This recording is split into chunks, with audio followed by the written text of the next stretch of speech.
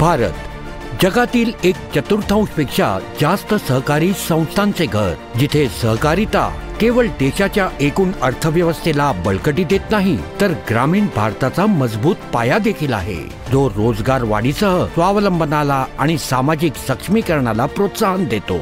सहकार क्षेत्राला बळकट आणि संघटित करण्याच्या दिशेने नवीन सहकार धोरण 2025 तयार करण्यात आले आहे। हे धोरण माननीय पंतप्रधान श्री नरेंद्र मोदी यांच्या सहकारातून समृद्धी या दृष्टिकोनाचे आणि माननीय गृह आणि सहकार मंत्री श्री अमित शाह यांच्या मार्गदर्शनाचे प्रतिबिंब आहे। शेवटचे सहकारी धोरण 2002 मध्ये जारी करण्यात आले होते आणि तेव्हापासून 21व्या शतकातील जलद जागतिकीकरण आणि तांत्रिक प्रगती जग बदलत आहे।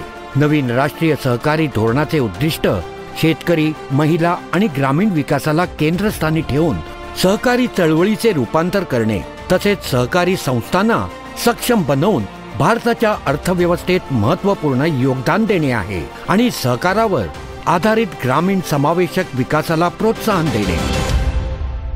साथियों, भारत अपनी फ्यूचर ग्रोथ में कोऑपरेटिव्स का बहुत बड़ा रोल देखता है।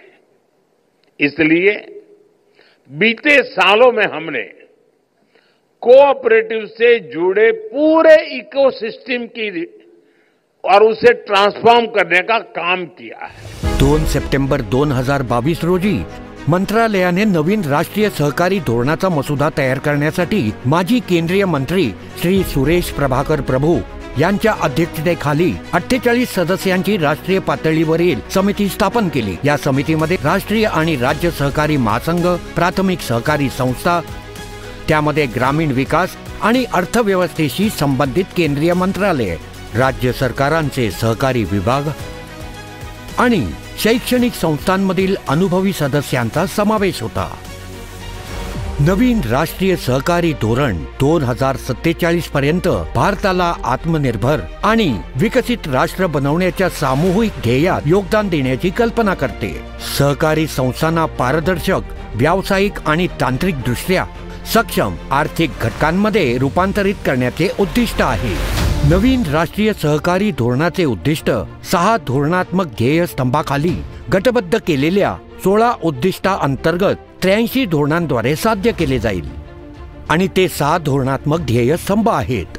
सहकारी चळवळीचा मजबूत पाया उभारणे, एक चैतन्यशील आणि स्वयंपूर्ण परितंत्र निर्माण करणे, सहकारी संस्थांना व्यावसायिक आणि शाश्वत आर्थिक घटकांमध्ये रूपांतरित करणे, सहकारावर आधारित समावेशक विकास आणि सहकारी संस्थांना लोक चळवळ म्हणून प्रोत्साहन देणे, नवीन आणि उदयोन्मुख क्षेत्रांमध्ये सहकारी संस्थांचा विस्तार करण्यास प्रोत्साहन देणे, तरुण पिढीला प्रेरित करणे आणि त्यांना ग्रामीण सहकारी वातावरणाशी जोडणारे कोऑपरेटिव्ह ओरिएंटल एक्सपेरिमेंटल लर्निंग प्रदान करणे।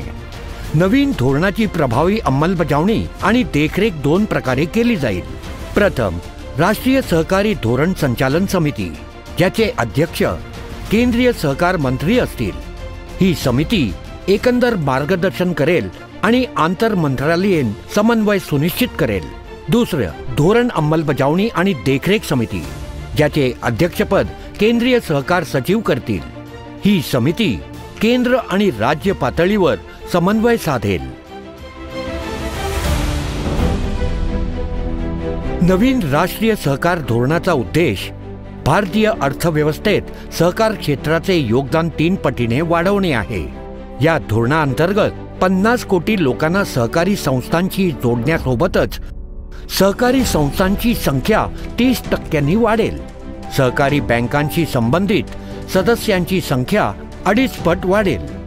सहकारी तत्वे आणि मूल्यांवर आधारित सदस्यांना वेळेवर आणि सार्वत्रिक पद्धतीने शिक्षण देण्यासाठी प्रयत्न करण्याचा, तसेच तरुण, महिला आणि दुर्बल घटकांच्या सहभागाला प्रोत्साहन देण्याचा संकल्प करण्यात आला आहे। नवीन राष्ट्रीय सहकारी धोरण 2025 ग्रामीण भारतात रोजगार आणि उपजीविकेचा संधी निर्माण करण्यावर, सदस्यांचे उत्पन्न वाढवण्यावर, प्रत्येक पंचायतीत एक बहुउद्देशीय प्राथमिक सहकारी संस्था आणि प्रत्येक जिल्ह्यात किमान एक मॉडेल सहकारी गाव स्थापन करण्यावर लक्ष केंद्रित करते।